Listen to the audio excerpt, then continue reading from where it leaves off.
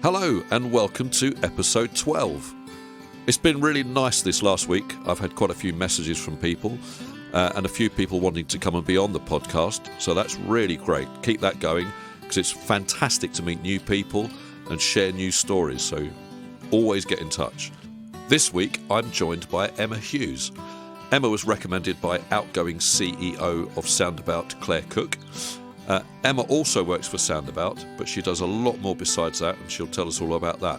My conversation with Emma is really wonderful. I think you're going to really enjoy it.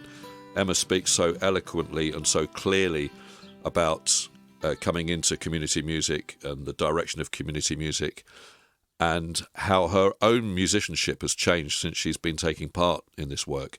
So it's fantastic. You're going to love this. So please sit back and listen to Emma Hughes.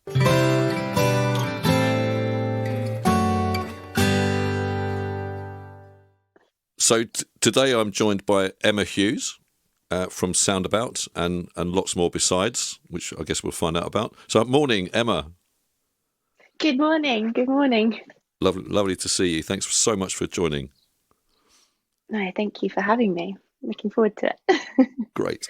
So what's your role with Soundabout? Because I had Claire on a little while ago and she told us quite a bit about Soundabout, but it'd be really nice to have your perspective. So at Soundabout at the moment, I am the choir coordinator. So I work quite closely with Claire, organising and sort of making sure everything runs smoothly with all of our sort of 13, 14 choirs. But alongside that, I also direct choirs and lead them myself. So I also direct the Oxford Choir, the Wiltshire Choir, the West of England Choir, and co-lead the Peterborough Choir as well. Wow. So I sort of do a little bit of the admin aside and organisation as well as sort of the music making and delivery. Oh, fantastic. Busy. Yes, really busy. And then every now and then when I have the time, I get to do extra projects as well, which aren't necessarily related to the choirs. So I guess I work as a music practitioner in a bit more of a general term. So I also this summer will be leading on the Sounds Wild project as well for Soundabout, which will be really fun. And what's that? Tell us more about the Sound World project.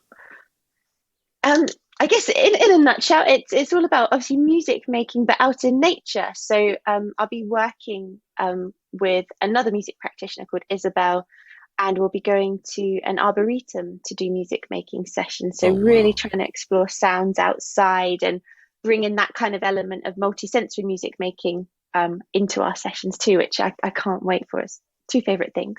Fantastic. I think it's so beneficial when we kind of work in nature or in a very site-specific place, but particularly outside. I think it brings, because it informs us so much about what we're doing, I think. I think so. I think it's such an incredible thing to do to, really tune into the sounds that are happening around us and how we can learn about the environment we're in. But also, the well-being benefits of being able to be out in nature as well. So I guess if you combine that with music making, it's such a beautiful opportunity for a session, I think. Yeah, well, I mean, I guess you get two of the five sort of, well-being things in one go. You get the connecting with people, Yes. and being in nature. So it sounds fantastic. When does that start? Yeah. So we start at a school in Bristol at the beginning of July, and that sort of runs through to the end of the month. So then we move to a different location, which is the Arboretum as well, just outside of Bristol. Wow, that sounds wonderful. Hope the weather's good. I know that's the only thing. I'm like, please be nice British sunshine and not suddenly torrential rain. But we'll make it work. All weathers. It'll be wonderful. Absolutely, fantastic. And I know when I first emailed you, you said you were off on tour. So what was that? Where were you touring? What were you touring? Yeah, so alongside obviously working for Soundabout, I feel like many musicians have lots of hats on. So for the past 11 years, I've also been the live bass player for an artist called Kate Nash.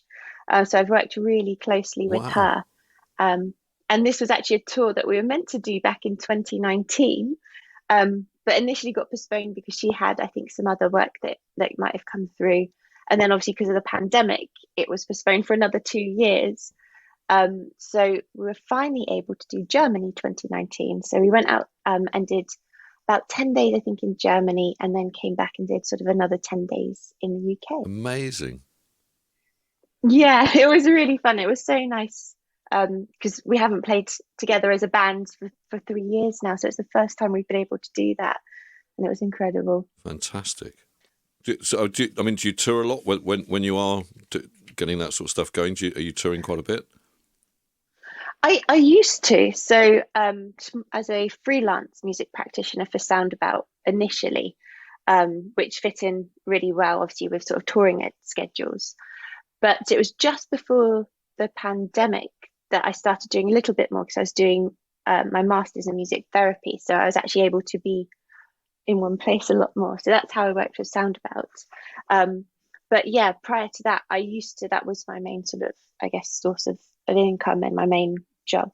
Fantastic. So we'd be out doing sort of the album cycles and out for months at a time, which was really fun. Yeah, great. So what's going on at Soundabout at the moment? What are you up to? At the moment, so we're just getting to the end of the academic year. So at the moment with our choirs, a few of them are starting to wrap up for the summer, which means we've got lots of performances. So our Worcestershire and Gloucestershire choir on the Sunday just gone has done an amazing event at Worcestershire Cathedral, which I wasn't able to go, but I've seen the pictures that Claire sent and it looked incredible. We've also got events in July for the West Midlands team where they'll be performing. I think it's the Services for Education proms alongside other ensembles and choirs. And we've also got our big summer events for the Oxford Choir on the 3rd of July as well. So it's a busy time of year because everyone's having their sort of summer celebratory performances. Yeah. And then, yeah, it's just sort of then the groundwork ready to restart again in September. Fantastic. That sounds great. So how did you get into this work? What was your journey into sort of getting into community arts? Well, I've always been interested in music therapy and actually ways that music can support well-being and build community. So my undergrad was in music performance, but I actually based my dissertation on music therapy. Okay. And in between all of the touring, so sorry, this is where I backtrack. Otherwise, I'm going to get no. really waffly. Please, it'd be great to get the story.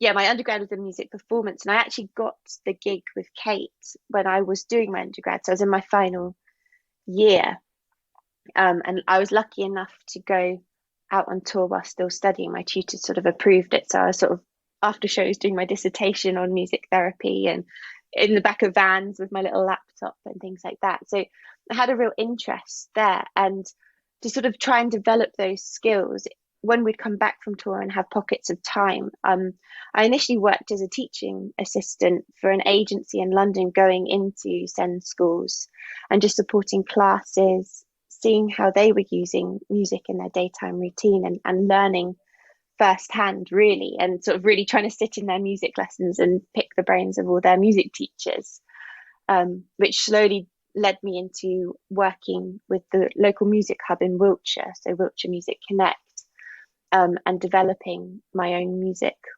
workshops in the community for people with special needs or complex needs and disabilities, which then led to running projects in schools. So it's trying to fit all of like these little experiences and opportunities to develop those skills. Yep. In between my touring schedule. And it was, I think, I want to say 2018, but I might have this wrong. Soundabout actually did a shout out. So again, in between tours, I also did my PG cert in Sounds of Intent, which I got a partial scholarship through Soundabout. So that's how I started connecting with them. So I did my PG cert, and then a few years later, there was an alumni event that Soundabout were hosting in Birmingham. So I thought, oh, I'm actually around for that. So I wanted to pop along and just, see the developments of the charity here, further developments as well of Sounds of Intent and that way of sort of mapping musical progression. And I met with, I think it was Joe there, and they were saying they're looking for more music practitioners to to join the team. So I applied to officially join their team as a freelance music practitioner and started leading community sessions mostly in Oxford for them, and working alongside their more experienced practitioners, and just taking on little bits of ad hoc work there, which I really loved. And then when the pandemic hit is when I really started working more for Soundabout. So I volunteered initially at the Oxford choir, just as extra support to work more one-to-one with those with PMLD within the sessions. And when the pandemic hit, at the time, the choir leaders, Sophia and Claire, asked if I would help out because I could do a little bit of tech. I mean, I wouldn't call myself necessarily a techie person, but they're like, can you use Zoom? And I was like, I could probably give it a good go. Like, yeah, of course, like I'll give you guys a hand. Which then led to me leading the choir sessions on Zoom throughout the pandemic. Wow. And having more of a role shaped within the choirs. And then because of the success and partnerships now with music hubs, that then developed into my role of being the choir coordinator and director of some of them. So it's happened very organically. It wasn't necessarily, especially with choirs, because I don't really have a singing background. It's all very much bass, guitar and bands. I sort of naturally fell into it, and it's been the most incredible journey sort of since then. Really, I feel so lucky to have sort of had those opportunities and for it to sort of naturally unfold like that.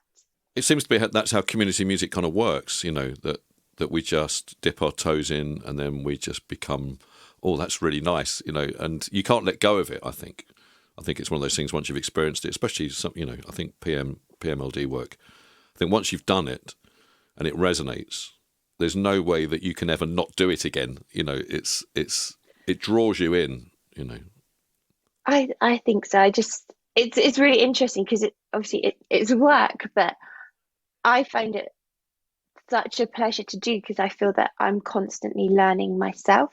Yeah. And although it's one of those things that although I have maybe more formal training in music, the people I get to work with really open my eyes and teach me ways of music making, of communication, of just being. And that's what I find beautiful and so fascinating. And I really enjoy it because I just think it helps me to be a better version of me. And I get to work with the nicest people that I might not have crossed paths with if I hadn't of, because of, the way society is, unfortunately. Yeah, absolutely. So I feel so grateful. Yeah, I mean, it's extraordinary how, when you look at our society and how it's set up, it's just so bizarre, isn't it? Once you start meeting and working with everybody, you just can't understand why society is set up like it is, with all the segregation and people kept away from each other. It's just bizarre. Yeah, no, completely. And, that's something that I feel I get so angry and upset about. And it's not until working with some of the people and the families that I just realize how inaccessible the world can be to some people, and how much, I definitely took it for granted for a long time. And it's only till recently I'm like, wow, actually, that, just a simple experience, like going out into nature, yeah. It was really hard to try and find the right location to do the project. And it's something that, I wouldn't have necessarily thought about, because you're like, oh yeah, we can go out and be in nature, but finding somewhere that's wheelchair accessible and suitable for people with disabilities and access needs, it's just something I never even considered. So there's all these little things that I really feel are opening my eyes and really making me learn about, being inclusive and things like that. Absolutely. And I think, because everybody has such a different approach to doing things, I think we deny ourselves such a richness and diversity of ideas, experiences, ways of thinking. And it, it is bizarre. It is totally bizarre, and just it's not the right way to live. And I think we're so lucky that we get to create little communities which are really inclusive. And I don't know about you, but I'll ask you: do you think this work has made you a better musician? Yes, absolutely. It's developed my musical skills in ways that you do get it in formal training, but not a lot. Like formal training, I guess, if I think about my undergrad, I was taught all the right, using that word very loosely, techniques Yeah, and approaches and things like that. But this work has actually taught me to unpick all of that. And it's sort of like, well, if it sounds right and it feels right, then why does it need all of these special techniques and things like that? And I feel like it's just developed my musicianship in the sense of listening skills.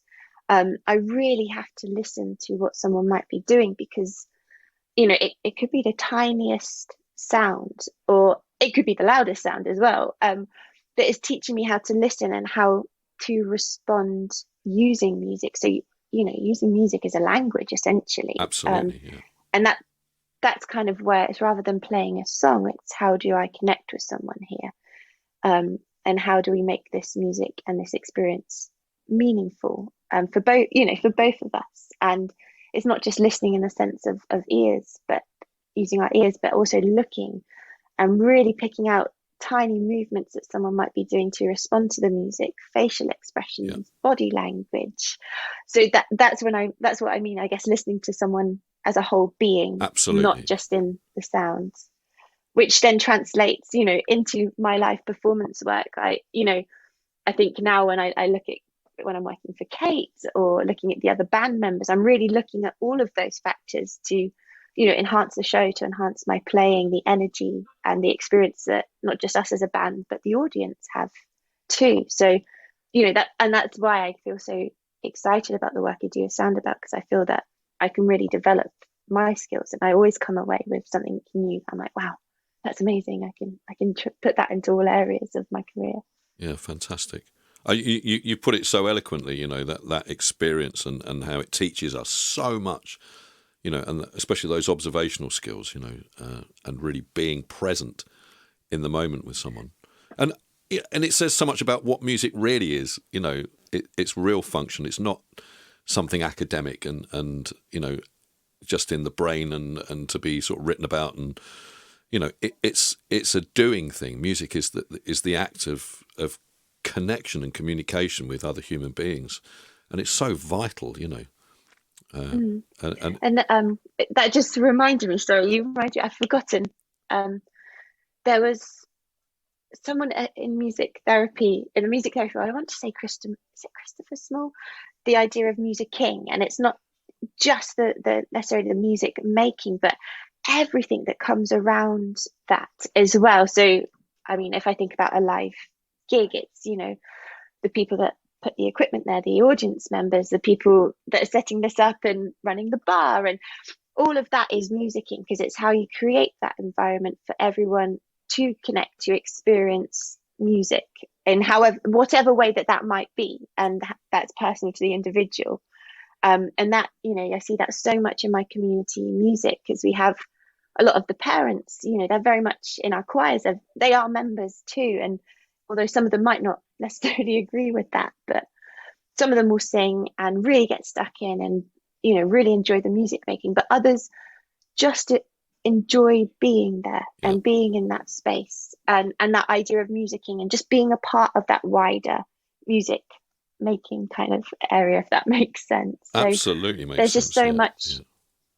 There's so much depth to music making. I think that we're very narrow sighted in proficiency and whether something sounds good and if it's correct and things like that, and all of those kind of things are actually quite scary, and I think are often barriers for people to access music.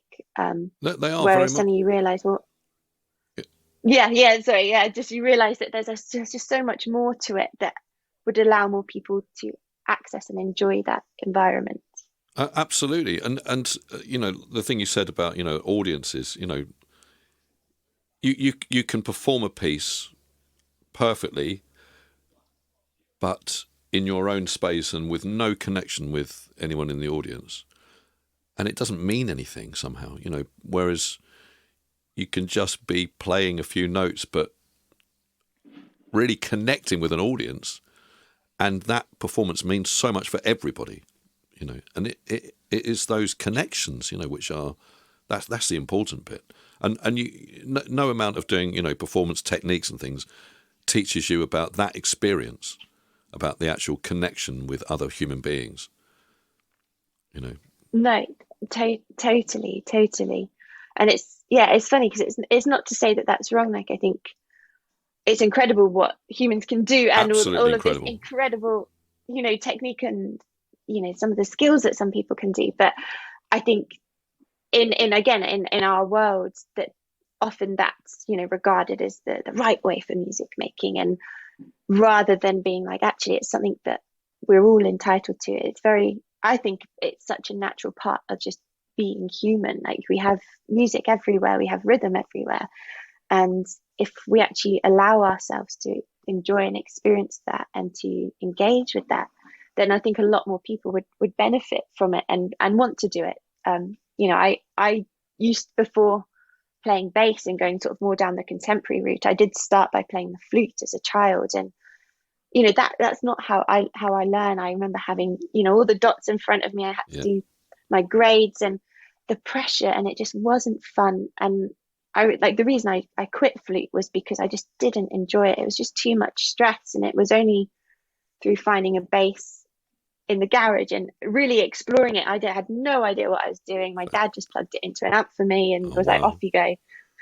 And it was learning through that kind of play and exploration and making horrific noises, and then suddenly being like, oh, actually that doesn't sound too bad, I remember that, and building it up that way, that I was able to engage with music. And I think if I'd been pushed to do more of a formal sort of classical training as a child, I don't think I'd still be a musician. And I feel really lucky that I had that opportunity and found that way into music. Yeah. And not everyone necessarily has that. So I guess that's kind of with our choirs and with Soundabout, it's giving people that opportunity to engage with music and find their own route in, whether that's exploring sounds and sound makers and things like that. It's just making sure that it's accessible for everyone, at whatever place that they may be at.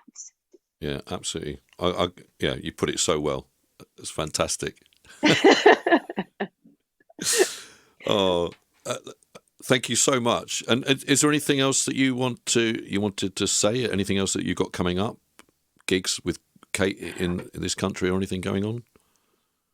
Do you know what? No, nothing at the moment. Unfortunately, I think it won't be till next year. Playing gigs with Kate. I will be playing bass though next week at Glastonbury for an amazing artist called Sam Brooks. Oh, fantastic! Which, yeah, I think I'm playing on the Bandstand and the Avalon Cafe at 3 p.m. on a Thursday and Friday. But he's an amazing musician and amazing singer-songwriter. So if anyone is there, it's worth checking out. What but then with Soundabout. That's next week. Oh, sorry. That's next week. Yeah, I don't know if it will. So that I will. Okay, we're talking the week before this goes out, so it'll actually be this week.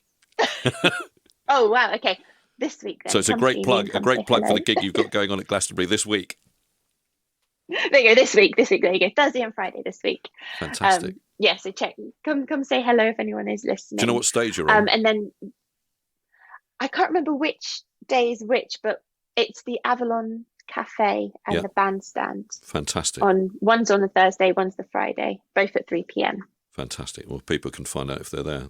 That's great. And then with Soundabout, just getting ready. So on the 3rd of July, if anyone is around, we'll be at the Oxfordshire Centre for Music for our big summer event, where the choir will be performing. But we'll be having lots of stalls and tea and cake and, a really beautiful celebration of the year. So please do come along to that. That'll be from 3:30 till 5:30 as well. Fantastic. Well, I've just got one last question for you, which I'm asking everyone. Okay. And that is, who do you know who I should talk to next? And it doesn't have to be someone from education. It can be from anything to do with music. Oh, well, Sam Brooks would be someone really interesting to talk to about his songwriting process. Great. Because he's done an incredible album prior to sort of a new one that's coming out, Black Feathers, which is all about grief and loss. And he's spoken very openly about showing emotions as a male. And that's something that as a subject is actually often quite sort of, I guess, hidden because, you know, Yeah. again, societal perceptions on what masculinity is, but he's been very open about that. And I find that very, very interesting to hear, and how he connects to music as a way to release and express his emotions. And also Kate Nash, her experience of music and music making as well. I can't promise, but I would definitely put you in touch if I can. Yeah, if you could hook me up with both of them, that would be absolutely incredible. Yeah, of course, of And, and course. and Sam would actually follow on really well with another artist I'm talking to, Leon Klaus, who's does a lot of theatre stuff, and he's a writer, but he also does music, and he's doing some amazing work at the moment as well about expressing trauma and stuff. So another male Oh perspective. wow! So that would be amazing to talk with Sam as well, and Kate, of course, Yes, I would. would I be would great. definitely. I will put you in touch and put you in touch with both. Thank you so much. Well, it's been really wonderful to talk with you and hear your perspectives. And I mean, you've spoken so clearly about lots of things that I think is certainly in community practice we all feel. So thank you so much for joining us. And No, pleasure. Thank you. Thank you for having me. It's been really lovely. oh, it's great, Emma. Thanks so much. You've been listening to my conversation with Emma Hughes.